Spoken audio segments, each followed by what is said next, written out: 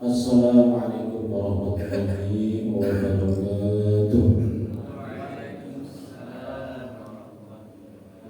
Alhamdulillahirabbil alamin wal 'aqibatu lil muttaqin wa la 'udwana illa 'alal zalimin. Asyhadu an la ilaha illallah muhammadun haqqul mubin wa asyhadu anna muhammadar rasulullah sallallahu alaihi wa sallam ala hadzal nabiyil karim wa ala alihi washabihi ajma'in wa man tabi'ahum bi ihsanin ila yaumiddin. Radina billahi rabban wa bil islam dinan wa bi muhammadin nabiyyan wa rasulan rabbana zidna ilman wa zidna ilma. Mu'minina nas'aluka ilman nafi'an wa rizqan tayyiban wa 'amalan taqabbalan. Allahumma inna 'ala dhikrika wa syukrika wa husni ibadatik. Allahumma sudurna bi haidil iman wa jamili taqabbal alaik. Wa ahyina bi ma'rifatik wa ahyina bi syahadati sabilik innaka minal mawla wa ni'mal nasir. Baik sekalian, kita awali kita buka dengan basmalah. Bismillahirrahmanirrahim. Alhamdulillah sekalian, pagi hari ini kita memperingati 79 tahun proklamasi kemerdekaan Negara Kesatuan Republik Indonesia, yang mana disebutkan dalam ayat ketiga bahwa kemerdekaan itu merupakan atas berkat rahmat Allah yang maha kuasa, yang mendorong kemudian keinginan yang luhur supaya berberi kehidupan kebangsaan yang bebas.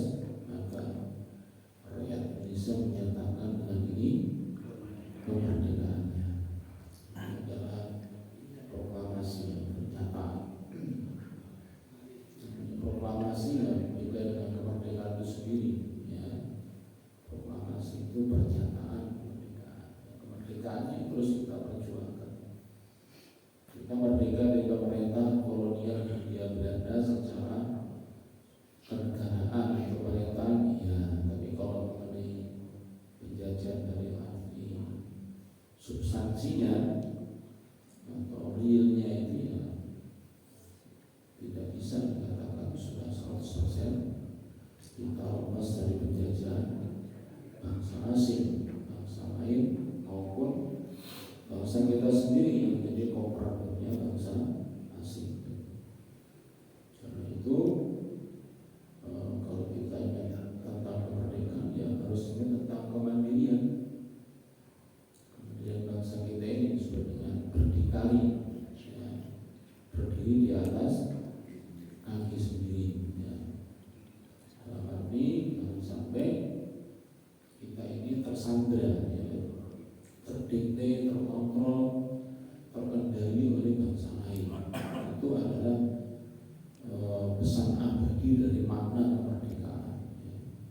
Apalah artinya kita memproklamasikan kalau ternyata kita dalam kendali, dalam kontrol, dalam sandra bangsa lain, didikte bangsa lainnya, sehingga akhirnya kita tidak akan bisa sampai pada tujuan nasional atau cita-cita nasional bangsa Indonesia, yaitu bangsa yang merdeka, bersatu, berdaulat, adil dan makmur. Nah, ini semua yang menghalangi itu harus disingkirkan, siapapun dia, kalau termasuk bangsa sendiri. Kalau dia ternyata malah tidak bisa mengatakan pada tujuan nasional, ya jangan dihiraukan. Nah, tugas kita sebagai rakyat kecil, sebagai bangsa ini, ya, bagaimana tetap punya jalur perjuangan, ya, karena kepahlawanan itu tidak hanya dibutuhkan ketika menjelang kemerdekaan, tetapi justru yang lebih berat lagi, ya, bagaimana mengisi kemerdekaan dengan sikap mental juang yang tetap tinggi, dengan jiwa patriot, ya, dengan berusaha berkontribusi supaya kita mampu, ya, sampai kita menjadi bagian yang di negeri kita ini kita hanya numpang hidup, hanya gerogoti negara kita ini, mengutamakan kepentingan pribadi golongan di atas segalanya, di atas kepentingan bangsa dan negara. Jangan sampai. Dan itu bisa kita tumbuhkan kalau kita mencintai negeri. Jadi yang kita nggak suka itu bukan negerinya, bukan bangsanya, bangsanya netral saja.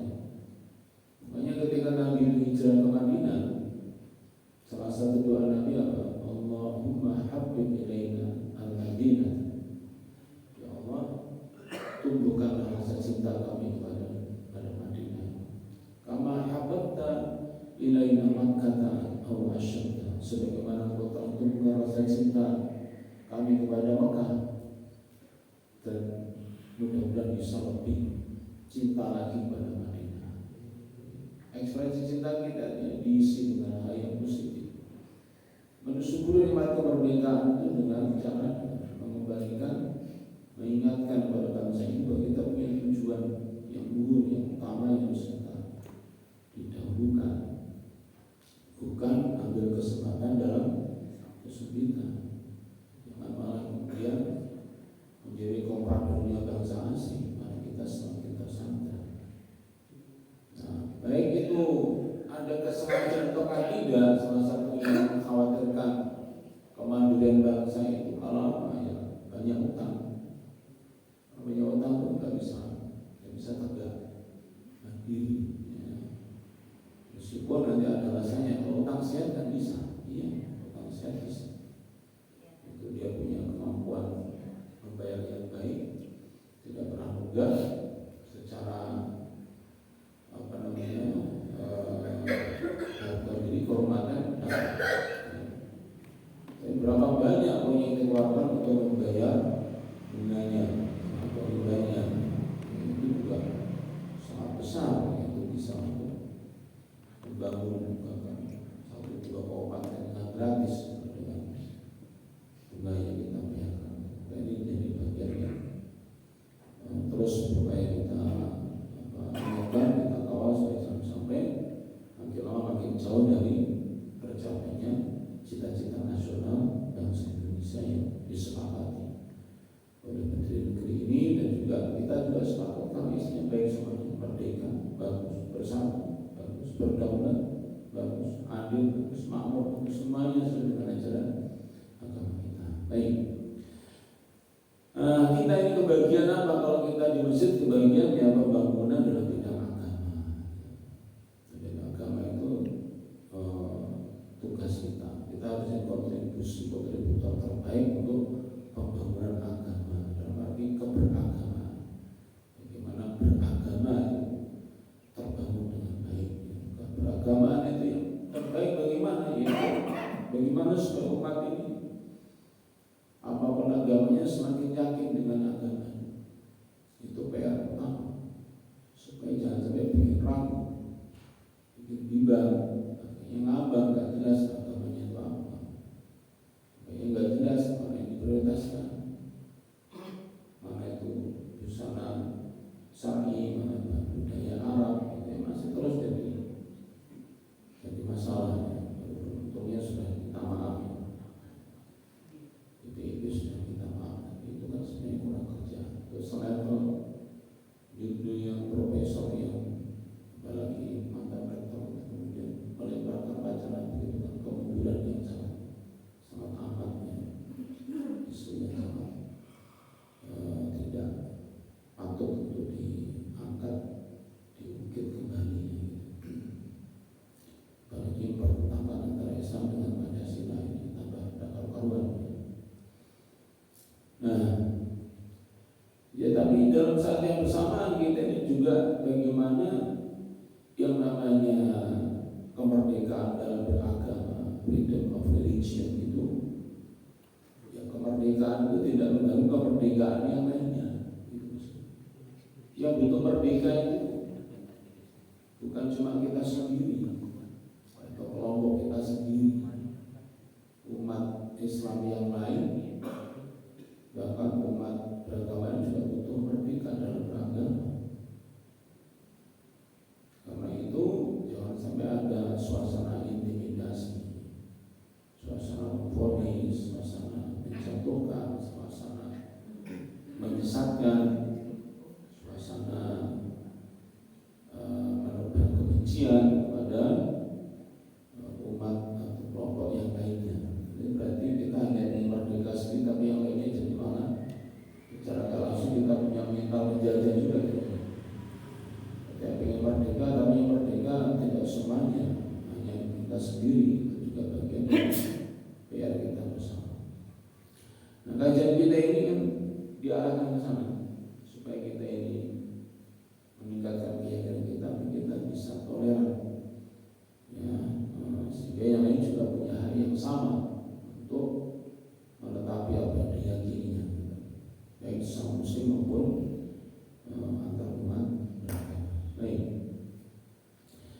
Tapi kalau sekarang yang ke-9 masalah tasiah, masalah yang ke-9 atau pertanyaan yang ke-9. Ikhtalafu fil qunut.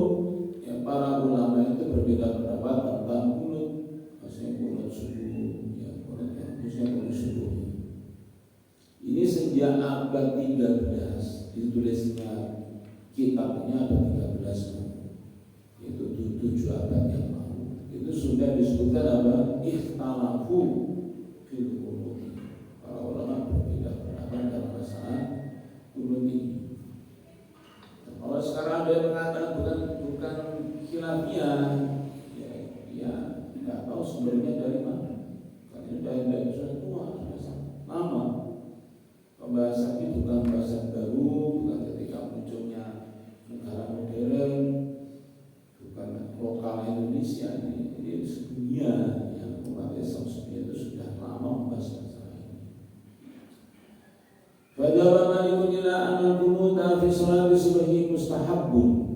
Pertama bahwa qunut subuh itu menurut mazhab Maliki itu mustahab, yaitu dianjurkan, disukai. Wajaba Syafi'i ila annahu sunnah. Sedangkan menurut Imam Syafi'i qunut subuh itu adalah sunnah. Dalam bahasa kita yang paling gampang itu kalau sunnah itu maksudnya sunnah muakkadah. Ya, kalau mazhab Maliki itu sunnah itu muakkadah, mustahab itu di bawahnya sunnah. Dalam istilah itu lebih ditekankan mazhab Syafi'i daripada mazhab Maliki, tapi sama-sama posisinya adalah sunnah. Wa dzahaba Abu Hanifah ila annahu la yajuz al-qunut fi sholati subhi. Sedangkan mazhab Hanafi atau Abu Hanifah, beliau katakan tidak boleh qunut subuh itu, tidak boleh. La yajuz, tidak boleh. Wa anna qunuta inna mawdi'uhu al-witru. Lalu kalau qunut subuh enggak boleh bagaimana? Ya kalau mazhab Hanafi ada yang qunut subuh itu hanya di waktu sholat witir saja. Itu mazhab Hanafi. Qala qaumun bal yaqnutu fi kulli salatin. Ada juga yang menyatakan bahkan qunut itu dilakukan setiap sholat, bukan cuma subuh saja.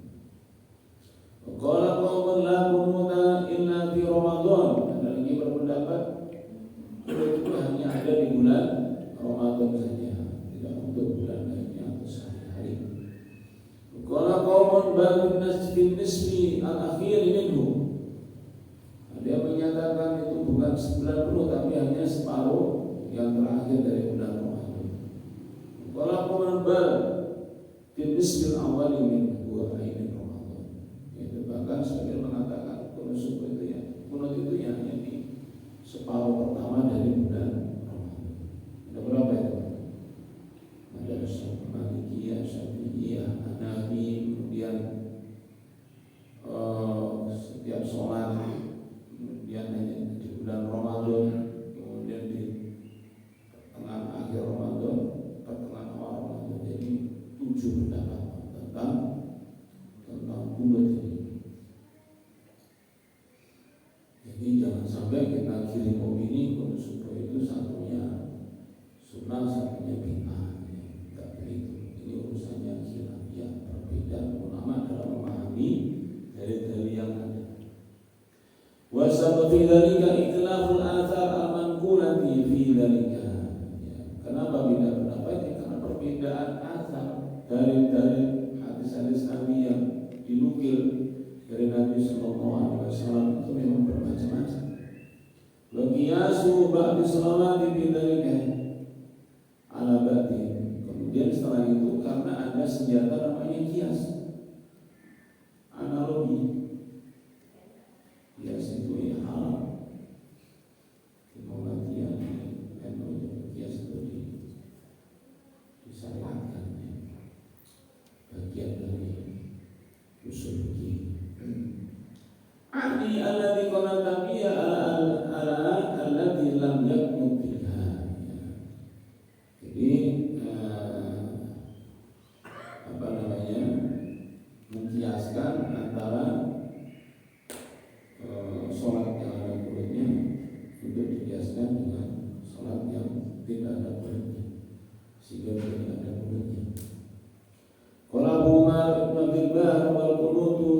bila'nil kafarah fi Ramadan mustafidan fi sadril awal iktidaan bi Rasulullah sallallahu alaihi wasallam. Ibn Abdul Bar, salah gurunya Ibn Qayyim al-Jauzi, dia katakan kunut dengan cara melaknat mengutuk orang-orang kafir di bulan Ramadan itu berjalan terus di awal-awal Islam. Maksudnya ya masih di zaman sahabat, bukan cuma zaman Rasulullah.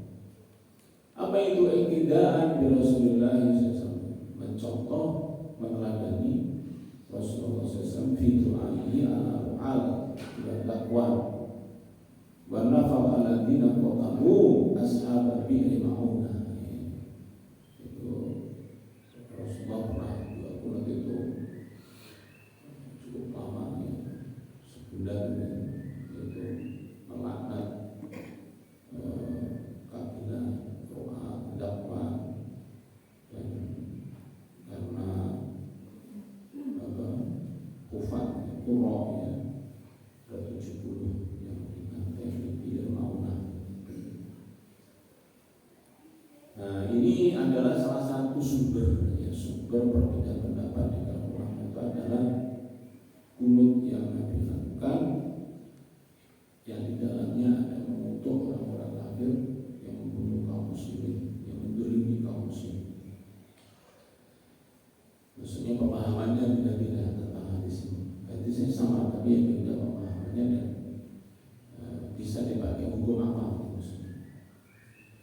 Qala Anais bin Sa'ad ma qanatu mundu 40 'aman aw 50 wa 40 'aman illa wa huwa imam yaqum.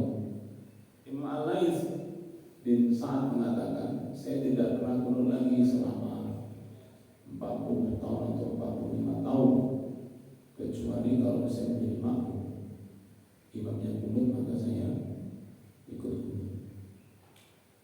Kalau Anais mengatakan wa akhadtu fi dzalika bil hadis alladhi jaa, ada bersikap saya ini berdasarkan hadis yang datang dari Nabi sallallahu alaihi wasallam annahu qanata syahran ba'arba'ina, beliau pernah kunut subuh selama sebulan dan bahkan 40 hari.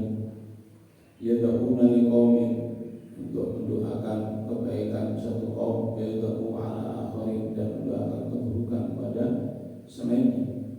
Hatta anzalallahu tabaraka wa ta'ala alaihim tabi'an, sampai kemudian turunlah surah Ali Imran ayat yang ke-128. Nah, ini juga menjadi pemahaman yang bermacam-macam dari ulama. Itu apa? Laisa laka minal amri syai'un aw yatubu 'alaihim aw yu'adzibahum fa innahum zalimun. Tidak ada urusan bagi kamu sesuatu pun, maksudnya terhadap mereka, apakah Allah mengampuni mereka, tobatnya diterima atau diadab mereka ini, fa innahum zalimun, karena mereka orang yang zalim. Setelah turunnya ayat ini, fataraka Rasulullah SAW al-qunuta, maka Rasulullah tidak turun lagi. Nah, kata-kata tidak turun lagi ini ulama beda pendapat juga. Yang ditinggalkan itu kunutnya seluruhnya atau laknatnya saja. Karena ayat ini bicara mengenai laknatnya yang disuruh menghentikan. Karena kamu itu tidak punya kuasa untuk menerima tobat mereka atau menadab mereka, itu urusannya Allah. Itu karena itu dalam 20 itu ada redaksinya, ada yang mengutuk atau melaknat orang-orang kafir. Nah, sebagian ulama mengatakan ya berarti mulutnya sudah tidak boleh lagi. Satunya lagi yang tidak boleh cuma melaknatnya doang. Nah, itu haknya para ulama untuk memahami ayat tersebut. Fama qanata ba'da hatta laqi Allah, maka setelah turunnya ayat ini beliau tidak pernah turun lagi sampai berjumpa dengan Allah Subhanahu wa taala. Qala famundu hamaltu hadzal hadis lam aqul. Al-Qais mengatakan setelah saya maka saya nggak pernah lagi kunut. Bahwa madhab Yahya bin Yahya, ini madhabnya Yahya bin Yahya. Nah, ini pemahaman Imam Al-Lais itu yang ditinggalkan seluruh kunutnya, bukan cuma kutukannya saja. Menurut Imam Al-Lais, bukan menurut Allah dan Rasul, tapi menurut siapa? Imam Al-Lais, orang ulama. Qala qadi wa hadatsani al-asyakh annahu kana al-amal alaihi bimasjidihi indana bi Qurtubah wa annahu istamarra ila zamanina aqrib min zamanina. Al-Qadi mengatakan, dia telah berbicara menceritakan kepadaku al-asyakh bahwasanya dia itu mengamalkan kunut subuh itu di masjidnya itu di daerah kami di Cordoba di Spanyol, dan bahwa itu terus berlangsung pada zaman kita ini atau mendekati zaman kita ini. Kita tahu bahwa Cordoba atau Andalusia itu madhabnya madhab Maliki, termasuk negara Maghribi, Tunisia, Aljazair, Maroko, nah dan seterusnya itu kebanyakan madhab Maliki. Madhab Maliki dari termasuk yang mensunahkan kunut subuh. Nah di kekhilafan Andalusia ya seperti itu, di sana ya biasa kunut subuh. Walaupun teknisnya beda ya, kalau madhab Syafi'i itu kunutnya setelah iktidal, kalau madhab Maliki sebelum rukuk kunutnya tidak di tempatnya. Wa kharaja Muslim an Nabi Hurairah anna Nabiy sallallahu alaihi wasallam qanata fi salati subhi. Wa balaghana annahu taraka dhalika lamma nazalat laisa laka min amri syai'un yatuba alaihi. Dalam Sahih Muslim dari sahabat Abu Hurairah radhiyallahu anhu dikatakan bahwa sesungguhnya Nabi sallallahu alaihi wasallam itu kunut subuh. Kunut subuh itu betul dilakukan Rasulullah. Kemudian telah sampai kepada kami bahwa ternyata beliau meninggalkan kunut tersebut setelah turunnya ayat 128 dari surah Ali Imran. Sama tadi ya. Makharaja Nabi Muhammad anhu qanata fi dhuhri wal isya'i wal al-akhir wa salat subhi. Dan juga dibahkan dari sahabat Abu Hurairah bahwa sesungguhnya beliau kunut pernah kunut waktu zuhur, waktu isya, di akhir malam, dan juga ketika salat subuh. Wa kharaja alaihi salatu wasallam anhu qanata syahran bi salati subhi yad'u ala balil usayya. Juga disebutkan oleh Abu Hurairah bahwasanya beliau ini kunut sebulan penuh di waktu subuh untuk mendoakan keburukan kepada Bani Usayyah. Waqtalahu bima yaqnutu bihi. Nah itu sudah tadi, itu petanya seperti itu. Nah semua hadis tadi itulah yang membuat kesimpulan ulama berbeda-beda. Ayatnya satu, itu surah Al-Imran 128, hadisnya banyak dan itu macam-macam dari itu menghasilkan kesimpulan menurut mazhab Maliki itu mustahab kunut subuh, menurut mazhab Syafi'i sunnah kunut subuh, mazhab Hanafi tidak boleh kunut subuh karena dia bilang hanya bulan Ramadan saja, ada yang bilang Ramadan di pertengahan yang terakhir, ada Ramadan pertengahan yang pertama. Ya itulah hasil ijtihadnya setelah meramu sekian banyak dalil itu. Nah, dari itu yang di Indonesia yang populer ya dua saja, yaitu kunut atau tidak subuh itu antara NU dan Muhammadiyah. Begitu saja yang paling. Nah ini yang tidak kunut subuh berarti dalam pemetaannya Syekh Nurusnya berarti mengikuti mazhab, jadi itu mazhab Hanafi. Sementara yang kunut subuh berarti ikut mazhab Maliki atau mazhab Syafi'i. Begitu saja kita. Jadi jangan kita itu berpandangan yang kalau kita nggak kunut berarti yang kunut itu bid'ah, nggak sama sekali. Bukan begitu. Petanya bukan begitu. Kalau mau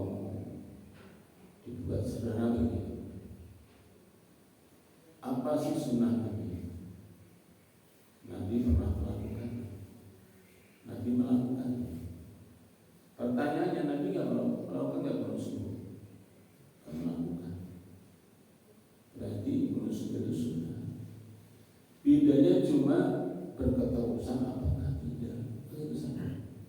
Tapi kalau ada kaum muslimin yang bilang Nabi tidak pernah mau subuh, dia malah jadi bermasalah. Gitu. Bedanya itu ketika titik yaitu setelah itu Nabi tidak melakukan lagi. Nah, tidak melakukannya itulah yang jadi pangkal perbedaannya. Apakah tidak melakukannya itu kunutnya secara keseluruhan ataukah mencelanya untuknya saja yang dihentikan begitu saja.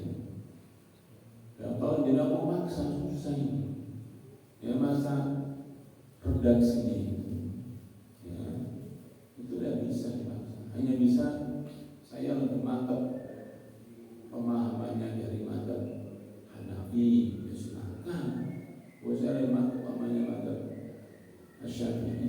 Jadi sama-sama ranahnya adalah pemahaman dalam pemahaman dari yang ada, bukan ini benar sama salah atau sesat atau petunjuk atau bid'ah atau sunnah, tidak sama sekali kesalahan. Karena apa? Karena baik ayat maupun hadisnya itu ihtimal, ya, dia memiliki peluang untuk dipahami tidak tunggal, ya, atau multi interpretasi.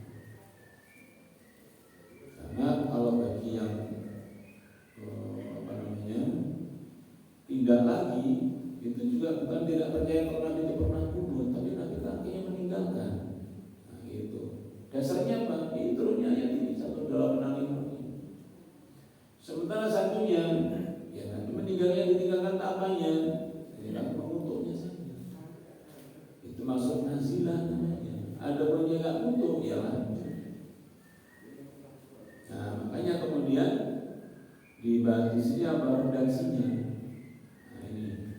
Waktalafu fima yaqutu bihi, dan para ulama beda pendapat tentang redaksi dari kunut itu sendiri.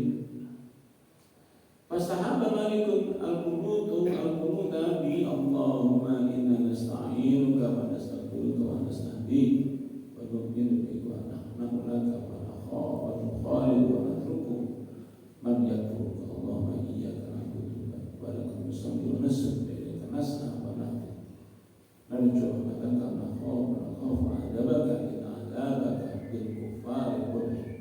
Nah itu doa kunutnya madzhab Maliki. Yusammiya al-Iraq as-surataini.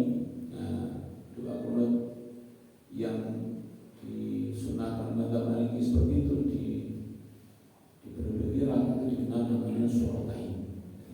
Suratain itu nama doa kunutnya, doa kunut suratain itu. Wayurwa anna fi mushafi Ubay bin Ka'ab, ini diriwayatkan ada dalam mushafnya catatannya Ubay bin Ka'ab. Qala Syafi'i, ada Syafi'i berpendapat dan juga Ishaq bal yaqulu ada berkunutnya itu Allahumma atina fi man hadait wa afina fi man afait wa qina syarra ma qadait innaka taqdi wa la yuqda 'alaik tabarakta rabbana wa ta'ala. Itu adalah doa kunut dari madzhab Syafi'i. Ada yarwi Al-Hasan ibn Ali min turuqi tsabiqah.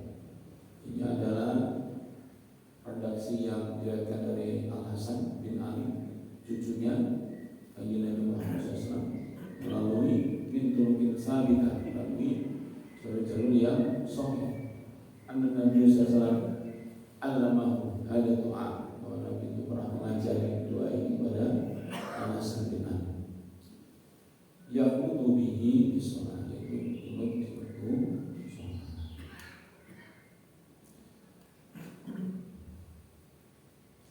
Qala Abdullah bin Dawud man lam yaqnut bihi bisurataini fala yusalla khalfahu. Ini juga yang ekstrim ya. Abdullah bin Dawud mengatakan siapa yang tidak kunut dengan redaksi suratain tadi yang mata bani kita itu, maka jangan sholat di belakang. Kalau kaum lain sambil kunut saya ikut mengkutu. Ini mengatakan tidak ada ketetapan waktu dari kapan. Nah itu petanya seperti itu.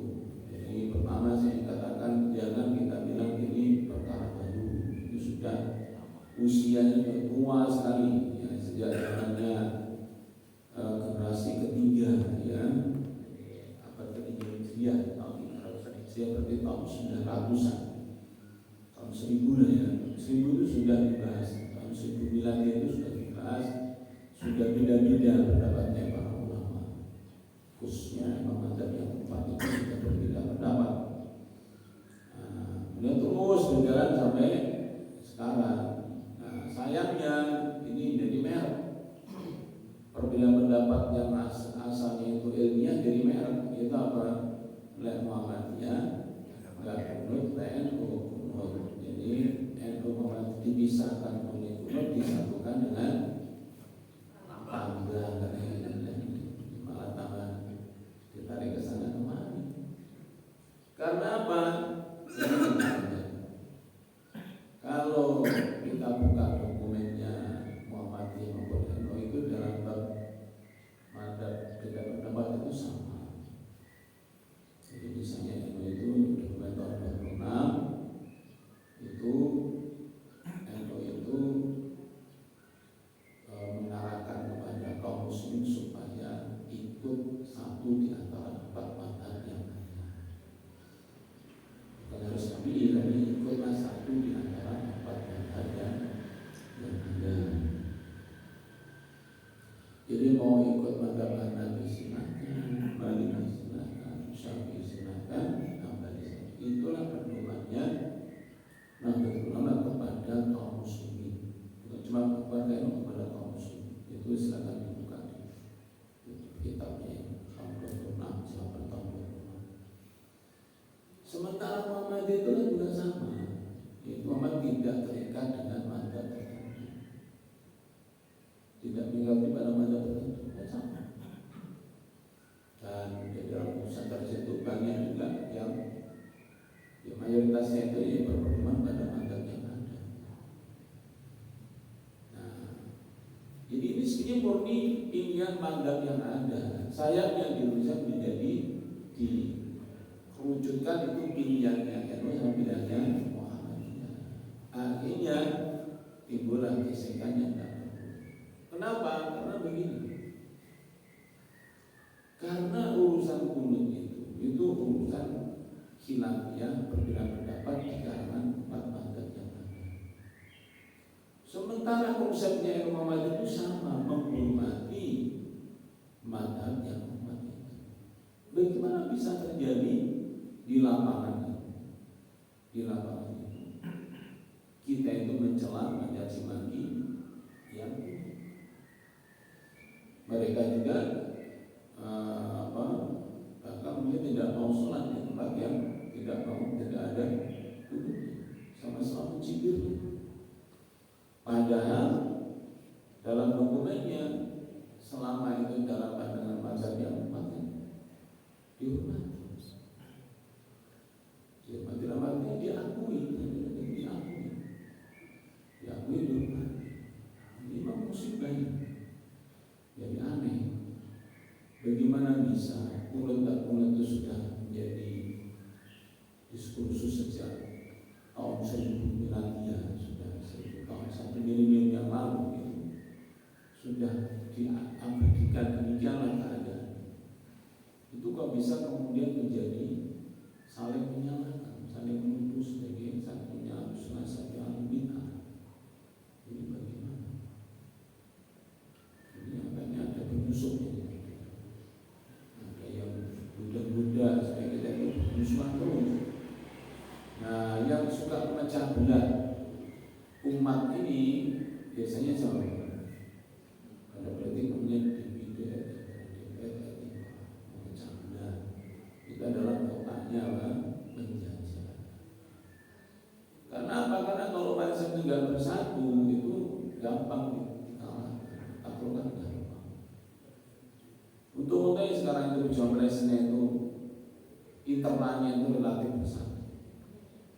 Tapi kan lama, ini sudah hampir setahun.